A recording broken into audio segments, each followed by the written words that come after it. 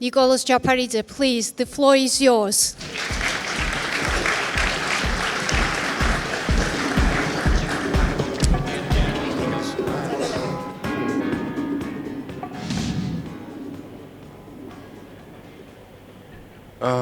Hello again. I won't be talking about my work, but we'll continue this the panel discussion in some way of a slideshow, and I would like to kind of highlight the importance of heritage again, and specifically Soviet heritage in the context of rapidity of world architecture and rapidity of construction throughout the world. As you see, so this is our country, located in between these two seas, and the flow, basically the airflow is through that. This is part of the context why I'm kind of showing this amazing 1500-year-old city where the air flows through this, and it has kind of really intricacy of this little kind of parts of the of buildings. So you can see the new construction of the similar kind of the continuation of ancient architecture plonked into this kind of urban fabric, and the new types of a new architecture which is kind of proliferating our land.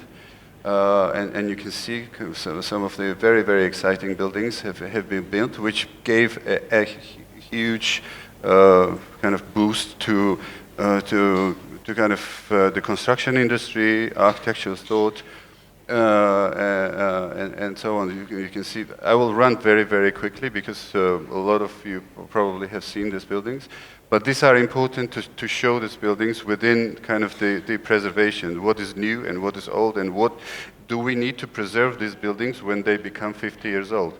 So where kind of the benchmark of preservation starts within kind of 45, 50 years old. So it's quite exciting to see these buildings in comparison to the world architecture, where kind of maybe these slides are slightly old, but still it shows kind of the relationship of a new architecture and something old. It always kind of has the relationship with some kind of context, and we can see the continuation of Georgian architecture till today.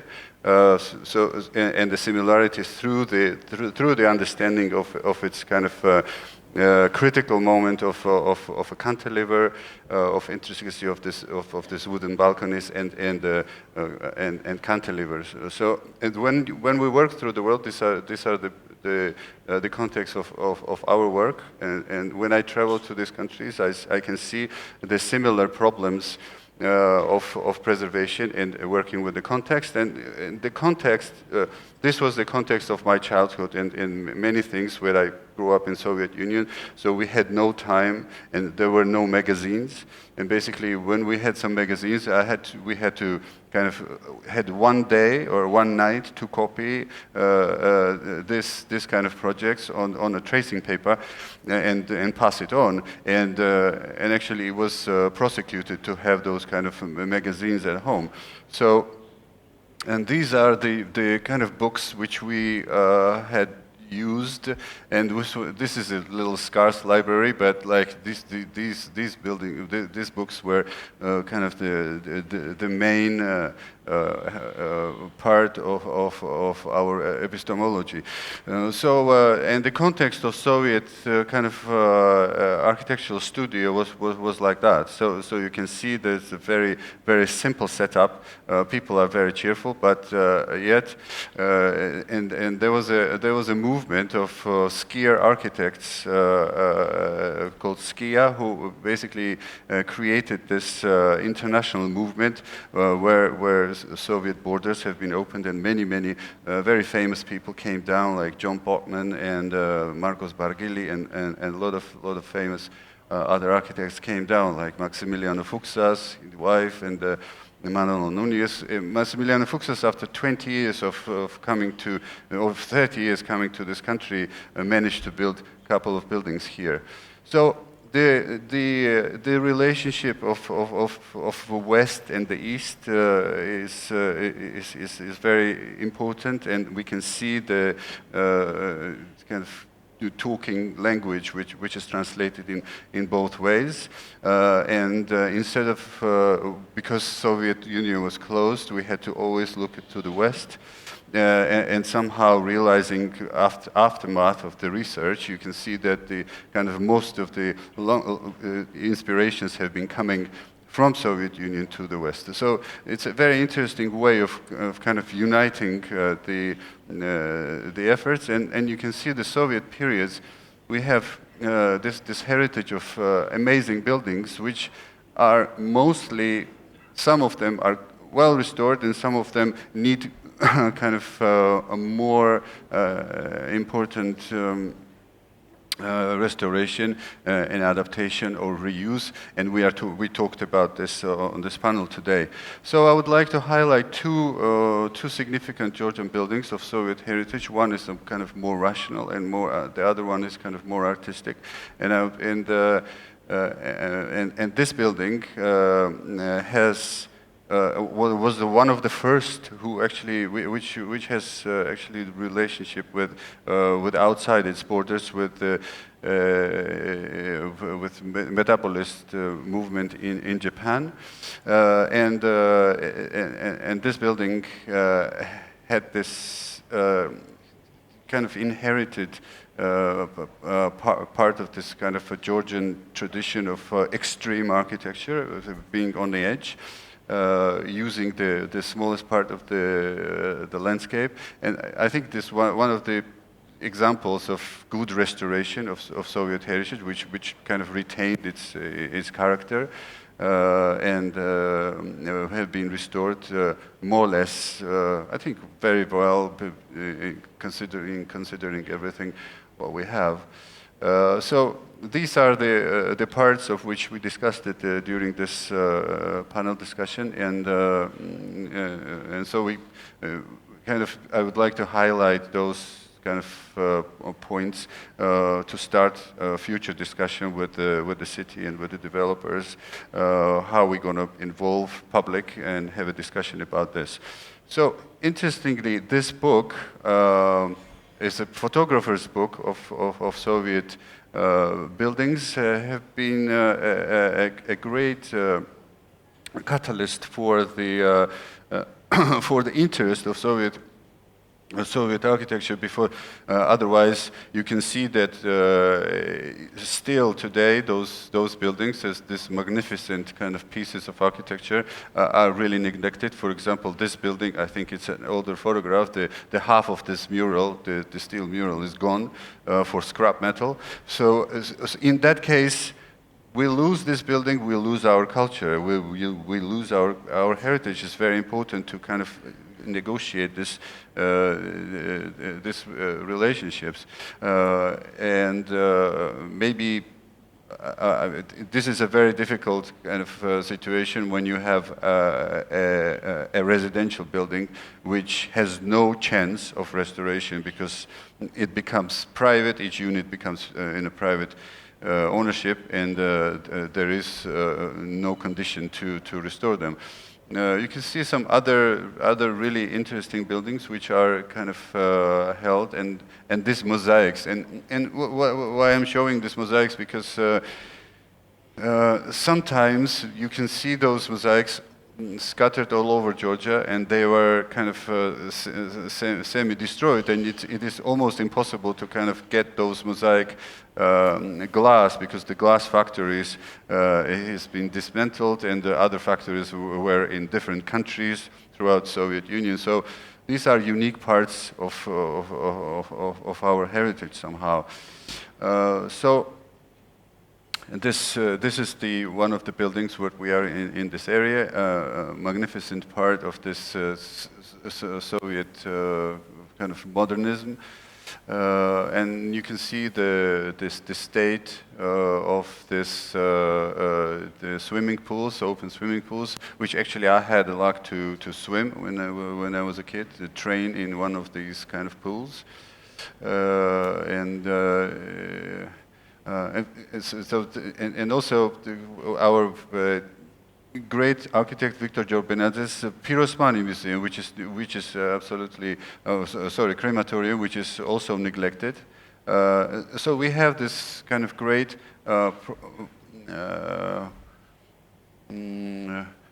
problems of preservation and the context. On the top, you can see the building has been retained, but the context around it has changed immensely. And also, this was the first pre-Soviet, also Soviet, but pre-Soviet building of the railway station, which has been changed. So some other examples, quickly I run through them. Of these great buildings, and I remember this petrol station when I was filling the car with my dad. It was like the yellow plates with some red lights on it. It was fantastic, and I found this picture of the structure somewhere in woods. So this was another book actually, which also triggered this interest of Soviet kind of part, and you can see this kind of context when the first the Philharmonium was built and the corner building was demolished. This was another book of this publication. Made also a great interest in public.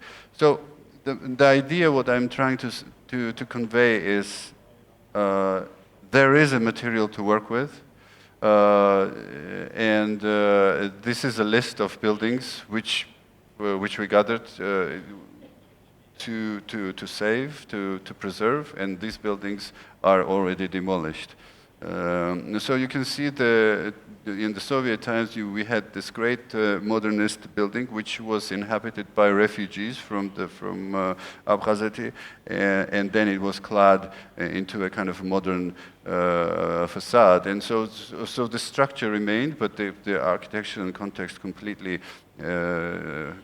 changed. So the refugees, the problem of refugees, have participated in a new condition of architecture, and we remember Lucien Krols, the Belgian architect, who had this collective invention of architecture where every inhabitant had changed its kind of apartment, and we had this. There was an unlawfulness during the collapse of Soviet Union, and basically the chief architect was selling permissions to get this cantilevered structures, also part of the kind of saving and reconstruction of Soviet heritage. So in comparison, in Vienna, you have this this great kind of if you compare this with that, you can see kind of the understanding of the preservation, the heritage, and the relationship of the cultural kind of approach to things. And so you can see this kind of kamikaze loggias, which are attached to the building. They are still standing, and in 2014 there was an exhibition in Venice dedicated to this kamikaze loggia, and we can see this is a part of a disaster which might happen any minute, and I think this is quite an important pressing moment to address. So I want to also highlight the relationship of the Soviet and the new. So you can see that the similar proportion of the room. It's about 3.5 meter wide, but like you can see the furniture and the setting and the color, and also the similar. What happened was the old Soviet prosecutor's office and the new prosecutor's office, which actually we designed at some point, was a moment of this kind of I don't know what they're blurry. This sorry. So what I wanted to show also new architecture, new period after we had this kind of a great, and you can see the quality of construction has improved. We have a better regulations in some way, and you can see the images in architecture. It's quite exciting these days. And I will highlight some of the buildings, which I would like to discuss this with public and for the further discussions. So what would happen with these buildings in 50 years' time? Are part of what period are they? What kind of messages they bring to us? And do we need to preserve them? Do we need to kind of list them and have them in our cultural guidebook? These are the small amount of buildings which I quickly highlighted, which I really kind of like, with their kind of quality of architecture, quality of this,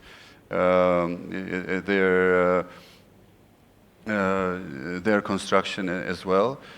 This is a very beautiful building, which is kind of bringing the new technology of mixing red into concrete, which is a very new thing for Georgia. This building we finished just a few months ago, and so. And this graph somehow shows the relationship of the wages of the workers which are involved in construction process, and you can see the graph is growing. So if we compare Tbilisi, just a Google search of Tbilisi architecture, it's quite filled with buildings. Before we were just like tools and hamsters and some juices, but now we have buildings. And if you compare with other cities, you can see the very kind of with London, within this thumbnail you can see some kind of similarities, but we have to grow, we have to kind of adapt. But again, what happens is that the supply chain of construction supply chain is very similar where you build in Georgia or where you build in London or in Beijing. So the facade materials basically travel from Malaysia, from Vietnam to USA, it comes back to Germany and to Georgia. And again, our building, which was kind of the part of the larger scheme of supply chain, which the building which built in 6 months, and the parts of it were assembled from the world and assembled on site. And so again, the relationship, the dialogue between the West and the East here, and the problems of preservation. This building is rotting now and it has no purpose. I will finish with this kind of question of kind of future and preservation. What do we do with new buildings? What do we do with Soviet heritage? Thank you very much.